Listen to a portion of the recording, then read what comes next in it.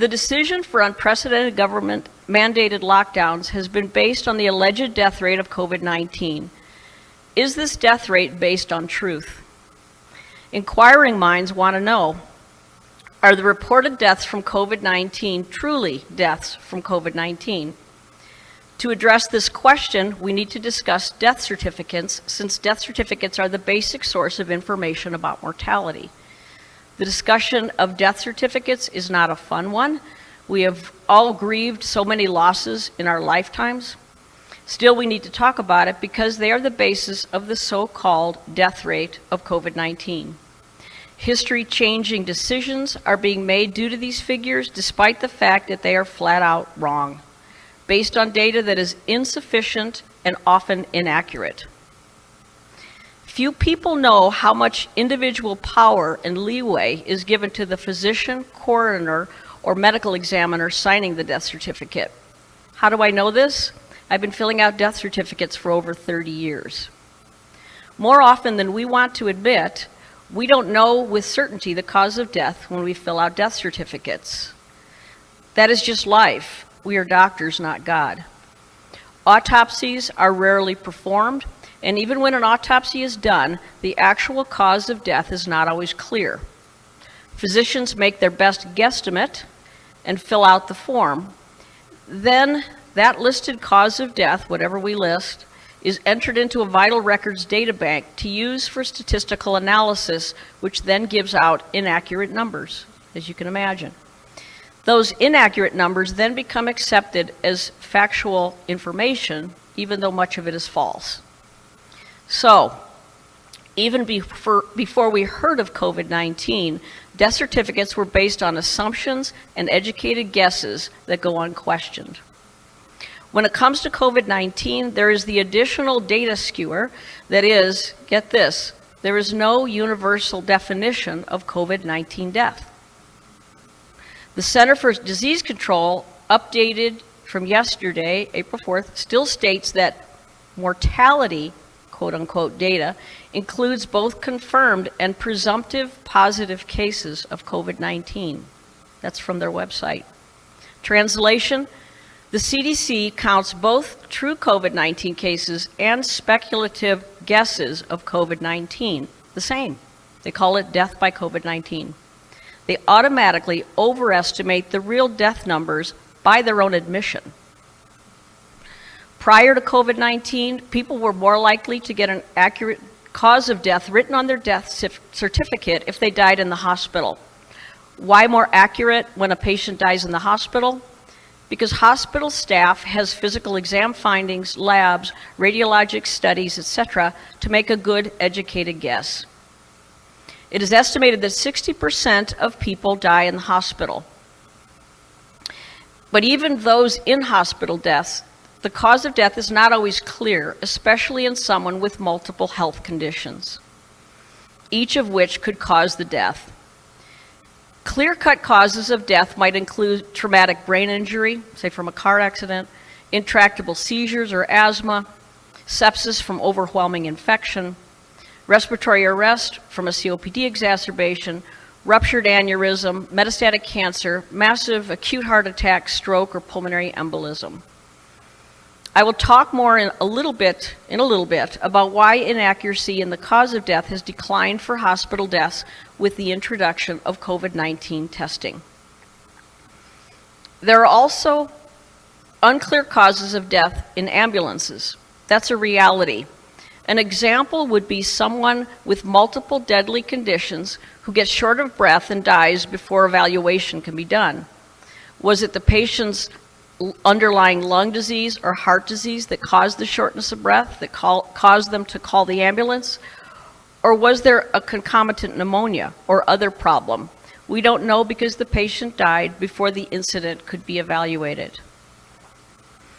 So an estimated 60% of people die in the hospital. As to the other 40%, it is estimated about 20% of people die at home and 20% in nursing homes in this country. The true cause of death in these situations usually remains unknown. The death certificate is filled out with the best educated guess. Unknown causes of death include elderly people or younger people with known heart disease who die peacefully in their sleep. It is not acceptable to list old age as a cause of death, even though that may be more accurate than the cause of death we often list on the death certificate. We are allowed to state as a cause of death atherosclerotic cardiovascular disease, and that may be our best guess in a lot of these cases. But is it truly the cause? Who knows? Only God in heaven knows. Amen? So allow me to give a real-world example. One of my patient's fathers died about 17 years ago. He was old and in the final days of terminal cancer. He also had heart disease, but was too old and too sick to get heart bypass surgery. As he got near the end of his life, he came down with what appeared to be pneumonia. As my patient, this man's son, stood by his father's sickbed at home, the man died. No one else was there. The mortician was called and removed the body at about 2 in the morning. The next day, the funeral home called and asked my patient, the son of this man, what time did he die and what was the cause? The death certificate listed the man's son's best guess. The cause of death made by the deceased man's son was made official. He was cremated, so there was no second opinion. This man didn't even have any medical training that gave the diagnosis to the mortician. This happens all the time, especially in poor urban areas, casual country towns, and rural areas. In the case of my patient's father, did an accurate cause of death matter? Not really. But today, when governments are making massive changes that affect our constitutional rights, and those changes are based on inaccurate statistics, it does matter.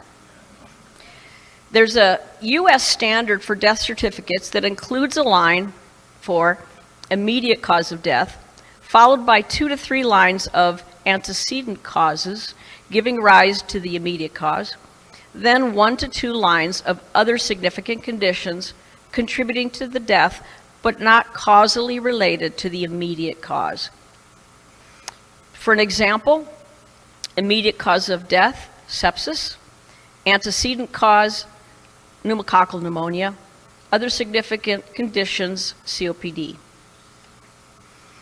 Okay, let's combine the information I've given you so far about the guesswork involved in filling out death certificates and apply it to COVID-19. The analysis that follows requires the presupposition that in today's medical climate, many, if not most, patients sick enough to be hospitalized will be checked for COVID-19. It also requires an understanding of what we know at this point, that most people who test positive for COVID-19 have mild or no symptoms. Therefore, testing positive for COVID-19 does not mean a person is sick with it, or if the person died, that they died from it. To drive this home, we need to understand how the CDC and National Vital Statistics System are instructing physicians to fill out death certificates related to COVID-19. Brace yourselves, and please pay attention, and let what I'm about to tell you sink in. The assumption of COVID-19 death can be made even without testing.